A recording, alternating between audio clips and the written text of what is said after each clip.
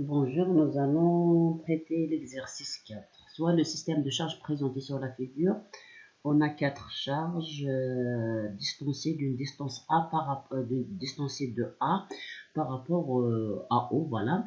Vérifier si ce système de charge peut être un dipôle électrique. Voilà. Avant d'aborder cet exercice, je vais faire un petit rappel sur c'est quoi un dipôle électrique. Maintenant, c'est quoi? Bon, c'est exercice 4. Voilà.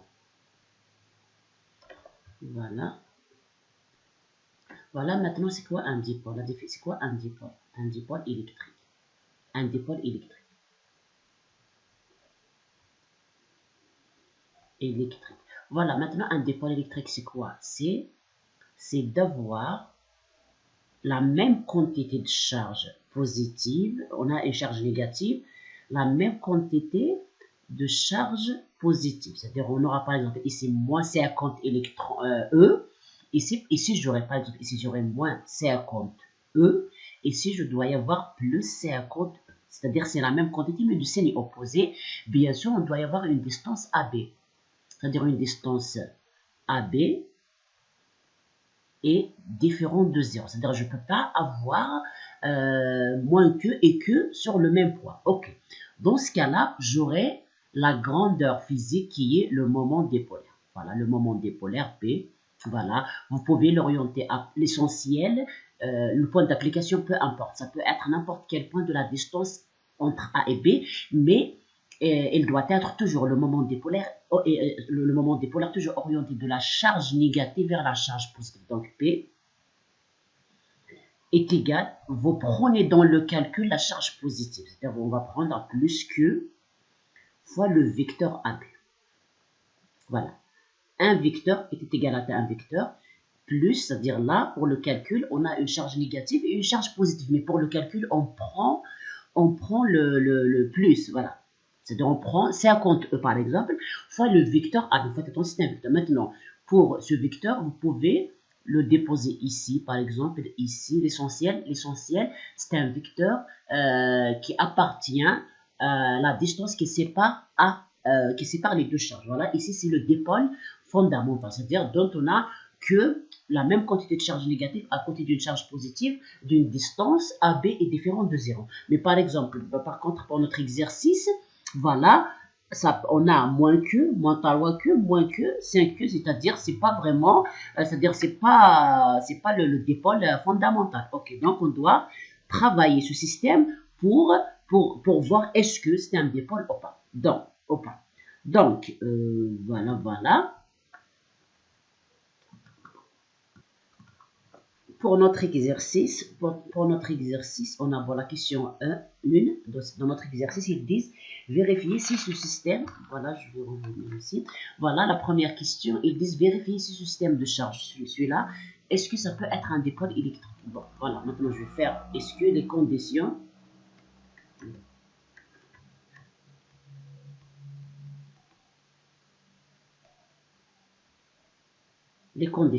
Bon, maintenant je vais tracer le schéma. On a ici moins que, moins 3Q, et on a moins Q, et on a 5Q.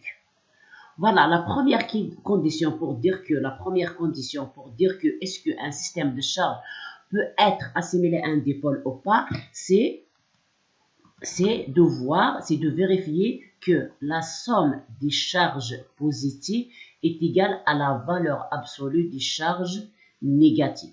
Voilà, par exemple ici, on a les charges positives, ici on a 5Q. 5E, c'est en fonction de Q, voilà, est égal à la valeur absolue des charges négatives. On a moins Q, moins 3Q. Donc, on a 5Q est égal à moins 5Q. Donc, on a la même quantité de charges positives et négatives. C'est comme tout à l'heure quand je vous ai fait le petit rappel, je vous disais par exemple, si j'aurais ici moins 50 E, c'est-à-dire il faut y avoir ici plus 50 E, pour dire quoi c'est un dipôle. Voilà la première condition. Il suffit de vérifier quoi, c'est d'additionner les charges négatives et les charges positives. Ok. La deuxième condition, c'est que les barrés centres, les deux barrés centre des charges positives et les charges négatives ne sont pas confondus. Confondus, c'est-à-dire l'emplacement. On a ici 5, on a les seules charges, bien la seule charge positive qu'on a ici, c'est 5 Q. C'est 5 Q, c'est-à-dire se trouve au point C. Voilà, par exemple, ici j'ai mis C. Voilà. Voilà pour le barycentre. Bon, le barycentre, je ne connais pas le mot en arabe, l'essentiel. Le barycentre, c'est le point. Par exemple, je vais vous dire A, ici AB. Le barycentre des charges positives, c'est le B. Le barycentre des charges négatives, c'est A. C'est-à-dire, c'est les points où se trouvent les charges. Ok. Voilà, maintenant, on a, ici, si on regarde l'ensemble des charges, on a 5Q, c'est positif. C'est-à-dire, je vais l'étudier seul. Donc, on voit que le centre, c'est pas le centre. Le barycentre, c'est le point C. Donc, c'est bon. Maintenant, par contre, les charges négatives sont éparpillées. Se trouvent pas au même point. On a, se trouve au point A et B et D. Donc, se trouvent pas au même point. Mais, c'est-à-dire, je pourrais faire le... Bon, c'est la question d'ailleurs suivante. Ils disent la question suivante. Calculer le barycentre des charges négatives. Pourquoi ils demandent que pour les charges négatives? Parce que c'est les charges négatives qui sont éparpillées, c'est-à-dire ne sont pas condensées, ne se trouvent pas au même point. Par exemple, ici, on a moins 50E se trouve au point A. B, 50E se trouve au point B. Par contre, ici, se trouvent sur 3 points différents. Mais là, c'est-à-dire, voilà, la question suivante, il demande de calculer. Mais ici, je dois vérifier, c'est-à-dire, je pourrais dire est-ce que c'est un dipôle ou pas, avant de faire le calcul, mais juste une estimation. Voilà, ici, vous allez tracer, vous allez rejoindre les points où se trouvent les charges négatives. Voilà. Voilà, ça se forme un triangle. Voilà. Maintenant, le barycentre d'un objet géométrique. Par exemple, j'ai un carré. Son barycentre, ça doit être à l'intérieur, quelque part à l'intérieur, soit ici, soit ici, soit ici, soit ici. Je ne pourrais pas avoir le barycentre d'un carré à l'extérieur. J'ai un cercle. Le barycentre de ce cercle, ça doit être à l'intérieur. C'est un point qui appartient à l'objet. Donc, je peux dire dans cet exercice que le barycentre des charges négatives, c'est-à-dire ça peut être un point de triangle. Du moment où c'est un point à l'intérieur du triangle, donc impossible qu'il soit sur C. Donc, je vais dire qu'en quoi? On va dire qu'en quoi? Le barycentre, le G, c'est le barycentre des charges négatives qui va être inclus, qui va appartient au triangle ABC. Donc, c'est impossible d'avoir je vais le nommer par exemple G. Ça peut être n'importe où de ce triangle, c'est pas à l'extérieur. Du moment où ça ne va pas sortir à l'extérieur, impossible qu'il soit sur C. Donc, c'est un point G, mais donc ce G, impossible qu'il soit confondu avec C. On va dire que la deuxième condition, le barycentre des charges positives, ici c'est le C, et le barycentre des charges négatives sur le point G pour notre cas, impossible qu'ils soient confondus. Donc, les deux conditions sont vérifiées pour dire que mon système de charge, ça peut être assimilé à un dipôle électrique. Voilà. La deuxième question, il demande de calculer le barycentre des charges négatives. Voilà, ici ils disent négative, mais maintenant vous avez compris pourquoi. C'est pour que la charge négative, parce que c'est les charges négatives qui se trouvent sur 3 points différents. Pour la charge C, se trouve au point C, donc il n'y a pas de problème. Ok. Maintenant, il demande le barycentre. Juste une petite remarque par rapport, si on vous demande, c'est pas ça, c'est-à-dire, c'est quoi la différence pour la question 2, il demande le barycentre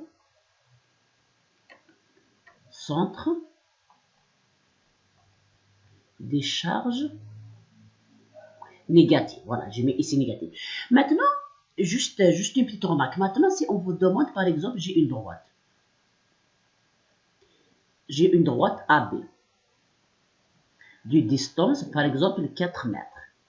Ici, au point A et B, il n'y a pas de masse, il n'y a pas de charge, il n'y a rien comme grandeur physique. Ok.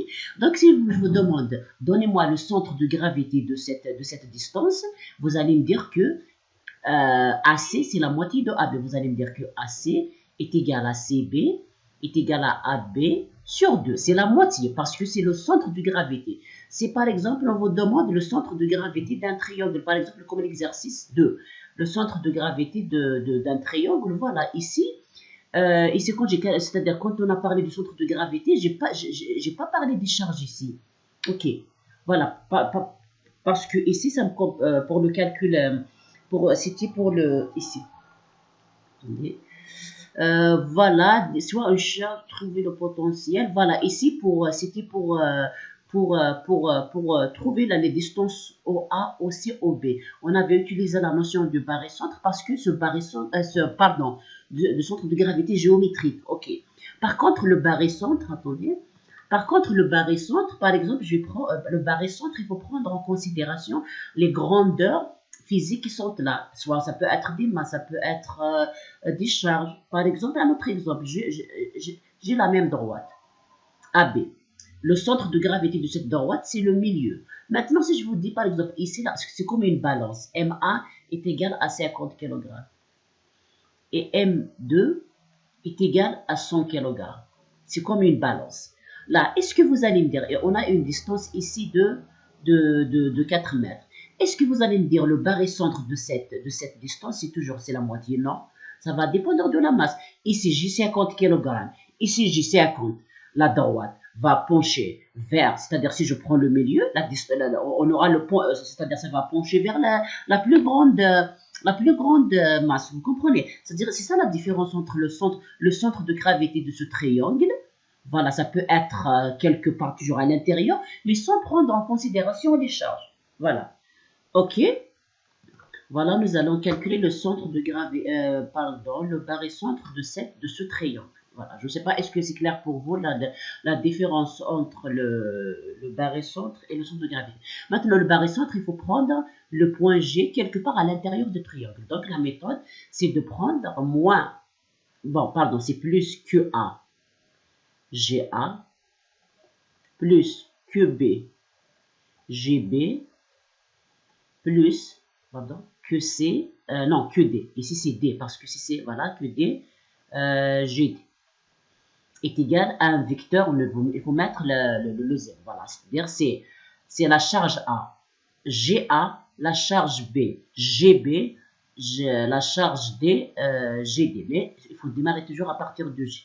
Ok, c'est-à-dire, le point de départ de vos vecteurs, c'est GA. Ok, et je remplace. On a ici la charge A, c'est moins que GA, plus, c'est moins, pardon, c'est moins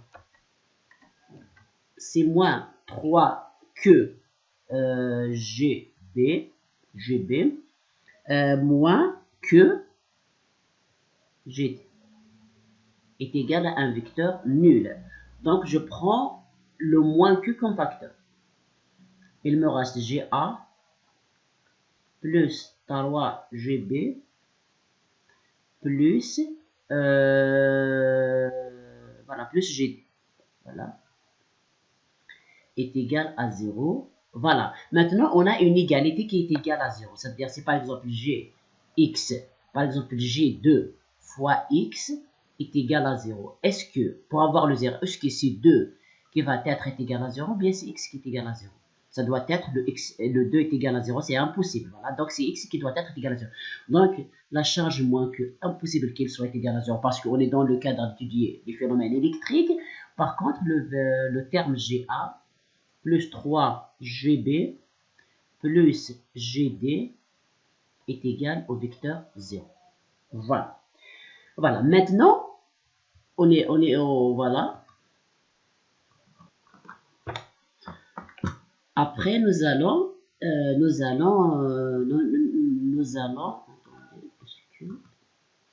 voilà. Ici, nous allons introduire ici le point O. En utilisant la règle de Charles. Donc, on aura GO plus OA plus 3 GO plus 3 GB plus, non, ici c'est O. Donc, ce point O, il est là. Donc, je vais associer, si vous voulez, ici, le point O, on a le repère XY. C'est-à-dire, on a GA GA, c'est la règle de chasse, c'est-à-dire il suffit d'introduire le vecteur, le point O, plus GO plus OD, voilà, est égal à un vecteur nul. Voilà, on a GO, 3GO, GO, on aura 5 GO plus OA plus 3 OB plus OD. Voilà. Mais le calcul n'est pas encore fini. On continue notre question. Voilà. Voilà. Voilà. Est égal, maintenant est égal GO est égal moins 1 sur 5 OA plus 3 OB plus 3 OD. Ok. Maintenant, bon, est égal moins 1 sur 5.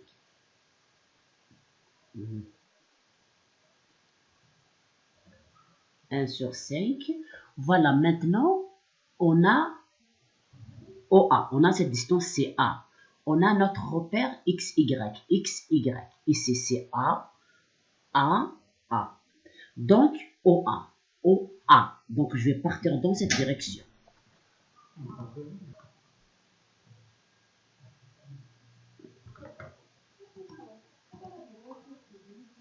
OA est égal à moins AI plus 3 OB.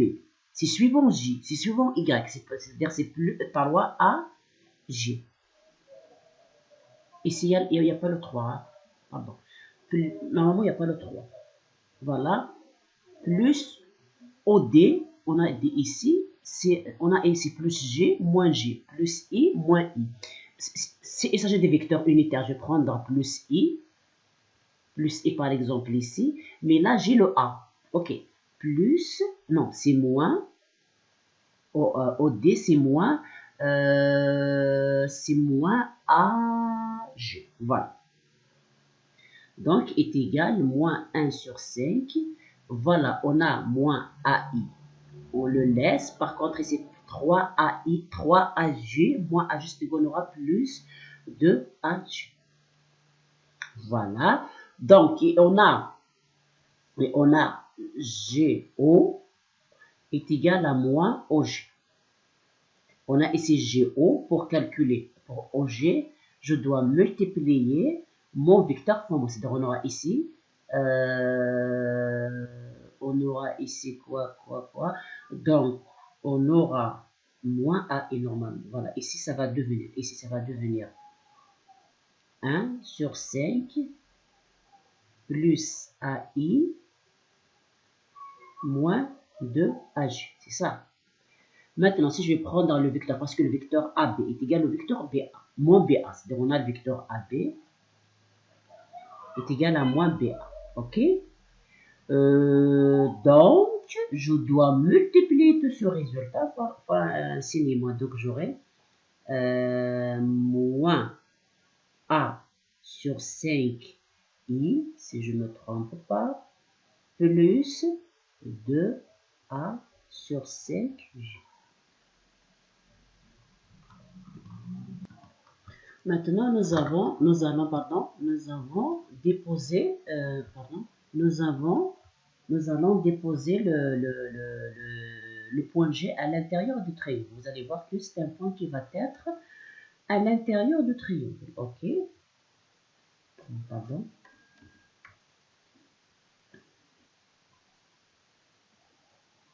Voilà, on a X, on a Y, on a O, on a A, et on a B, on a D.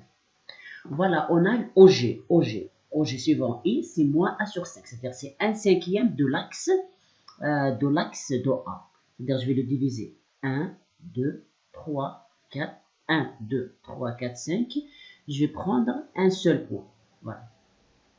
Je l'ai pris moins. Et on est là. Je n'ai pas pris plus parce que ici on a moins A sur 5. C'est par exemple, j'ai A sur 5, je vais le prendre à 1/5 ici. Mais et encore, c'est plus correct parce que pour avoir le point G à l'intérieur du triangle, le barycentre d'un triangle avec des charges, ça doit être à l'intérieur. Ici, on a 2 sur 5. Donc, je vais diviser l'axe par 5. Bon, je vais agrandir un petit peu cet axe. Voilà.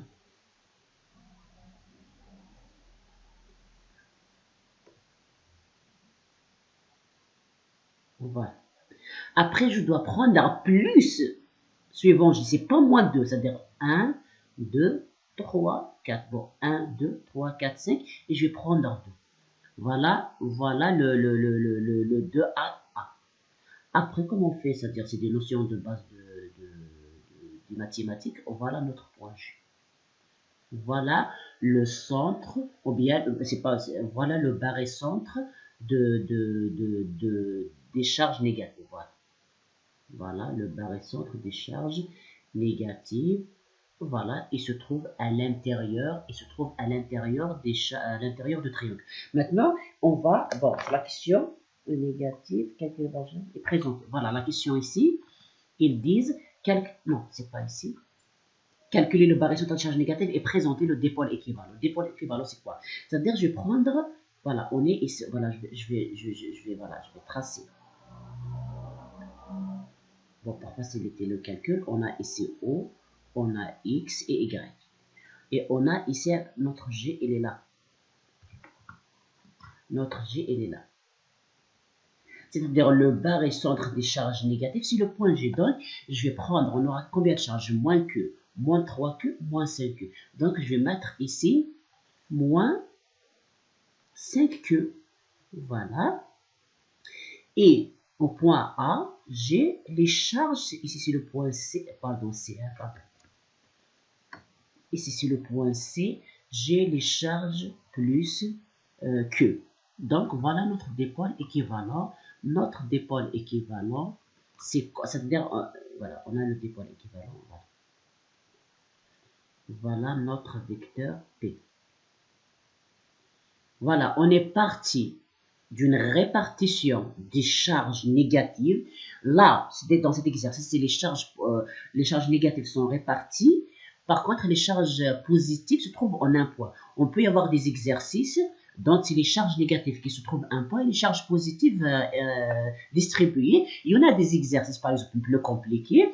On pourra y avoir les charges positives, les charges négatives sont réparties. C'est-à-dire, on ne trouve pas que en un point les charges positives ou bien négatives. Voilà notre dipôle. C'est-à-dire, on est parti d'une distribution vers un dipôle fondamental. Parce que le dipôle fondamental, c'est moins que plus que. Voilà, donc plus que ici, c'est 5Q, pardon, et les charges négatives, on avait calculé le barycentre pour les amener vers un point. Bon, bien sûr, c'est une technique mathématique, c'est un calcul mathématique. Il ne faut pas comprendre que dans la réalité, par exemple, nous allons voir des exercices par la suite sur les molécules, etc.